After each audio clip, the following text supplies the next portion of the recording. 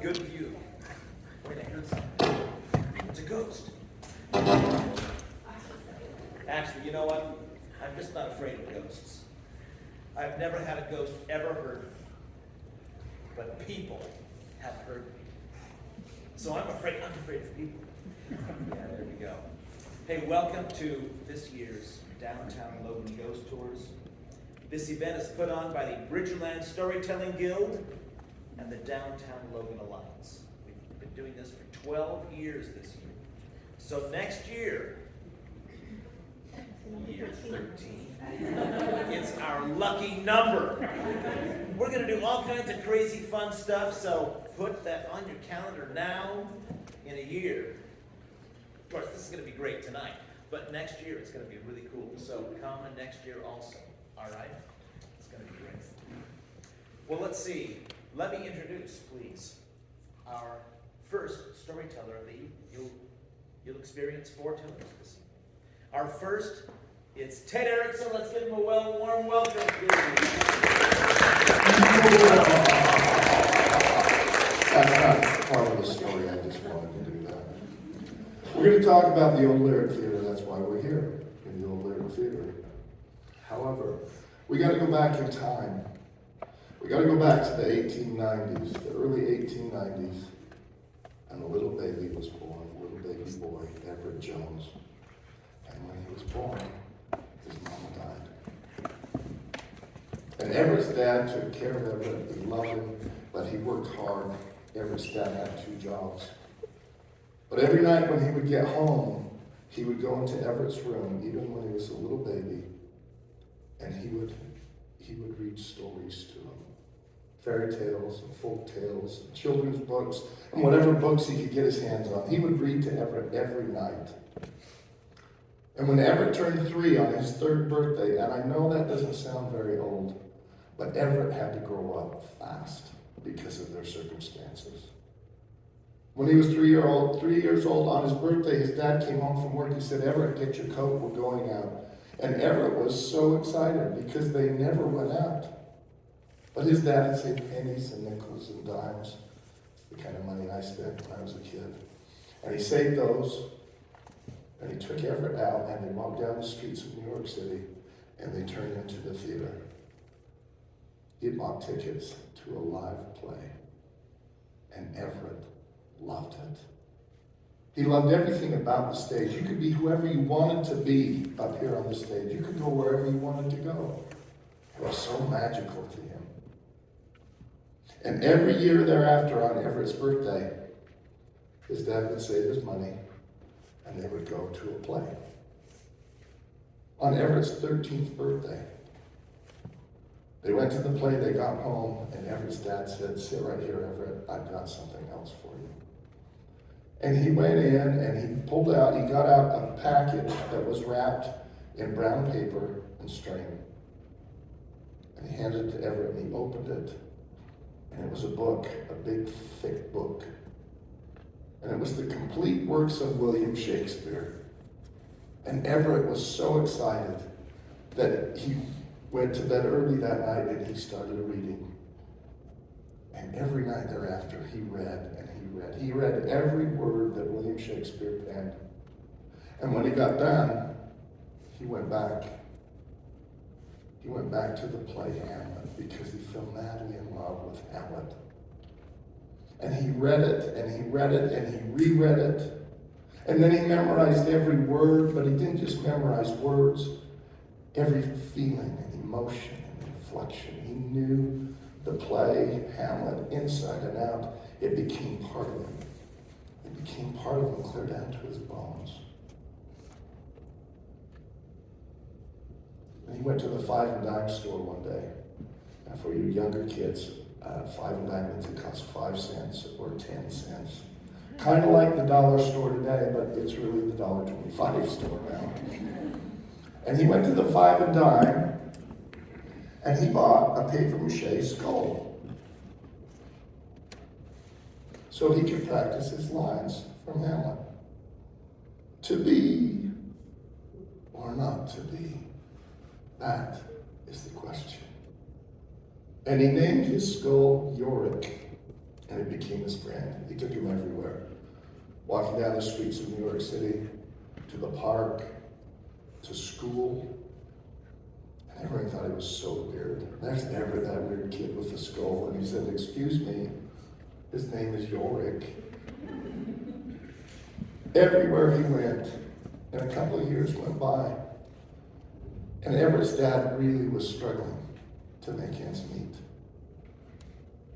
And Everett turned to York. He said, "York, we better go find a job to earn a little money to help Dad." And he got with shopkeepers and store owners, and he said, "I'll sweep the floors, I'll stock the shelves, whatever I can do to make some money to help Dad." And there was a shopkeeper that hired him to sweep the floors at night after everybody was gone. And he was sweeping the floors that night, and he set the broom aside and he pulled out York, and he started repeating all the lines to the play. To be or not to be, that is the question. And the shopkeeper came out and said, "Not to be. If you're not going to sweep, I can't keep you. I have to let you go." Everett lost job after job after job, and one night when he was literally let go by the shopkeeper, he was walking down the dark streets of New York City. The only light was the warm glow from the street lamps. And he turned to York. He said, "York, I don't know what we're going to do. We got to help Dad." And the brick wall he was walking past, he looked up at the brick wall, and plastered on the brick wall were hundreds of posters. And they said, "Audition for a traveling group of actors for Hamlet." He was so excited. That's his play, that's him. He ran home and he told his dad. And his dad was so excited he went to bed early that night and he opened the book to Hamlet. But he didn't need the book. He knew it. But he practiced the lines every night until the night of the audition. The night of the audition came. Everett was the first one there. He sat in the first chair. And one by one, people came to audition. And they came out and they called people back one by one to audition. And finally they called Everett. He was second to last. Everett Jones, he came back. And he had York with him. And he did the lines of Hamlet with such feeling and emotion and passion that if you'd been there, you would have wept. And Everett knew he had done well. And when he finished, he walked out and he thought to himself, "I know I got the part. This is my dream come true, Hamlet." And he went and sat down and they waited and they waited and they waited. And they came out one by one. They started calling people back. And finally, Everett Jones, and he went back. He's like, "I know what you're going to give me." He sat down. They said, "We have a part for you." He's like, "It's Hamlet. I know it is." He said, "The part we have for you is the second gravedigger." The second gravedigger doesn't even have lines. The first gravedigger has a few, but the second gravedigger doesn't have any lines. He was so discouraged. He didn't even talk to York on the way home. When he went in their apartment, tears were streaming down his eyes, and he said, "Dad, they gave me the part of the second gravedigger." And his dad started weeping and embraced him. As they embraced, Everett said, "Dad, they gave me a part in Hamlet. I'm going to be the best second gravedigger there ever has been in the history of Hamlet." The next day, he went back to the Five and Dime. He bought several papier-mâché skulls, a whole bunch of papier-mâché bones, and he put them in a bag. Opening night came. Everett was standing to the side of the stage with his bag, with the first gravedigger, Arthur Villers. And Arthur was thinking, why does he have a bag? Now, the gravediggers were kind of a comic relief to a very serious play. And when time came for them to come out, Everett threw all those bones onto the stage, and he came and he tripped and he stumbled and he pulled such incredible facial expressions that they said more than any words did. The crowd loved it.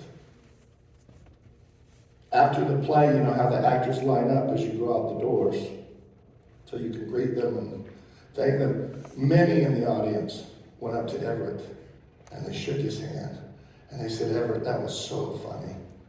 We needed that. That was so awesome. You're so talented." And Arthur was standing next to him. No one said anything to Arthur. And he was getting jealous. And he thought to himself, "Well, I had lines. Everett didn't have any lines." Night after night after night, they'd line up at the back, and more in the audience would come up to Everett. They slap him on the back and shake his hand. They loved him. But no one said anything to Arthur, and he was getting more and more angry. They went on tour. They went up to Michigan, down to Iowa, Ohio, up to Colorado. And as they were on tour, the night after opening night, Arthur would go buy a newspaper. Kids, that's where we got our news back then, was a paper. And he'd go buy the paper so he could see the reviews on opening night. Every article in every location, Everett's name was mentioned. In some of the articles, the guy playing Hamlet wasn't even mentioned. And Arthur was never mentioned. And Arthur got so angry, his blood started to boil. Their next stop was here, Logan, Utah. The old Lyric Theater. This theater had been built, and the reason they came here is the old Thatcher Opera House had burned down. And they came here, and they set up, and opening night came, and he threw out the bones, and Everett tripped, and he pulled those facial expressions. Everett got a standing ovation that night. And Arthur thought to himself, "I've had it." And his blood boiled to the point it cooked his heart. And he said, "I'm going to get rid of Everett." So the next night after the play, you see Everett stayed after every play. He was the last one to leave the theater, wherever they went. And he would take a skull. The troupe had acquired a real human skull for authenticity.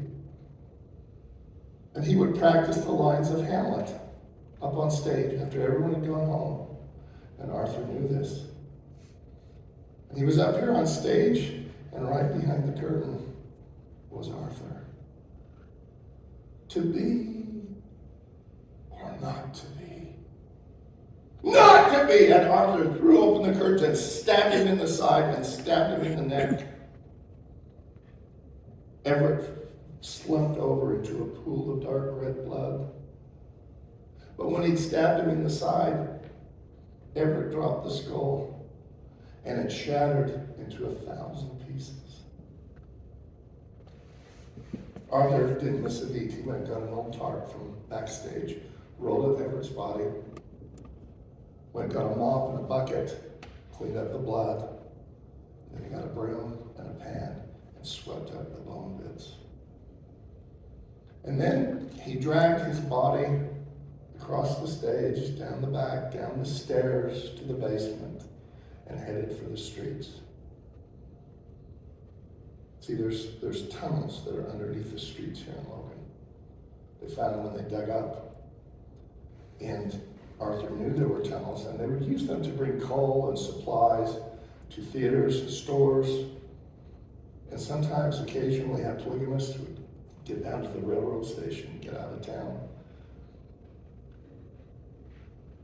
But Arthur thought, I'll go down to that tunnel and I'll just dig out the side and stuff his body in there, and no one will ever know. So he got down there and he dug out the side and he started to tuck Everett's body up in there, started to pile rocks and dirt. And then he thought, oh no, the skull. They're gonna know. So he pulled the rocks down and the dirt And he took his knife and he removed the head of Everett Jones. And he put it in a bag. And he sealed up the headless body. And he walked back to his hotel room with that bag. It's on the second floor, small little hotel room. Had a 2-burner stove, some pots and pans and utensils. But there was a big soup pan. And Arthur went and filled it with water, put it on the stove, got it boiling, and he took the head of Everett Jones and put it in the boiling water. He boiled the head of Everett all night long. Little clumps of hair would come up to the top and he'd scrape it off the top. Little chunks of cooked flesh would float up the top and he'd scrape it off. About midnight, he took whatever hair Everett had left and he pulled his head out and he got a spoon and he scooped out the eyeballs. I'm not making this up. By morning, steam covered the windows of the hotel room, but Arthur had a clean, white, gleaming skull. They were packing up that day to move onto their next location on the tour. Arthur came and helped them start packing, and they kept asking, have you seen Everett? Where's Everett? He said, I don't know where he is. But by the way, I noticed that our skull was getting a little dirty and dingy, so I spent the entire night boiling the skull to get it clean. And for the first time, the actors in that group thanked Arthur for his performance. And they went on the tour. It's the last time Everett was ever heard of, except there's more. I guess Everett got his wish. He was in Hamlet a lot. Now, when they dug up Center Street here to redo Center Street, they found bone fragments, human bone fragments. If you go out here and where you go down to the bathroom, there's a framed playbill. And if you look at that playbill, it has first grave digger Arthur Villers, second grave digger Everett Jones. Last time Everett was ever seen in the flesh. Because Everett's still here. He's still at this theater. He haunts this theater. The director of USU that runs this theater has collected stories throughout the years. Years and years ago, there was a fire that started backstage, and the actors were all freaking out. But they said they saw a young man dressed in Shakespearean garb run across the stage and put the fire out. Nights of practice, they practice up here on stage and they see a dark figure walk across the catwalk above the stage. As they're getting ready to go in the evenings, they'll see a young man go up the stairs to the balcony and they'll go check and there's no one there. One night a student was locking up and she was down in the basement and she went clear down in the back and she turned out the lights one by one and then they turned back on in reverse order. And she went back and she turned them off. And again, reverse order, they came back on. She cried out, she said, Everett, knock it off, I gotta go home. And she went and turned the lights out and they stayed off. Now there's a seat up here on the left in the balcony. Right in the front, RL1. That ticket is never sold. That's Everett's seat. And many have come to productions and they've heard clapping or laughter or groaning when the light lines are messed up. And if you ever come to a production here, I want you to look up to that seat. And if you're lucky, you may hear to be or not to be. Ah!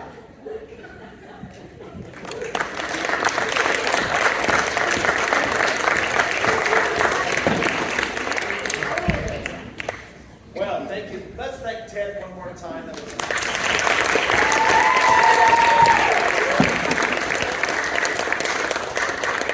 Well, all right, ladies and gentlemen. I gotta tell you something. When I was in the 80s, that was like a long time ago. When I was a college student here at Utah State in the 80s in the theater program. And I spent many nights and days in this theater, working on lights or downstairs, and anyway, doing lots of fun stuff. We were once doing a production of Noises Off.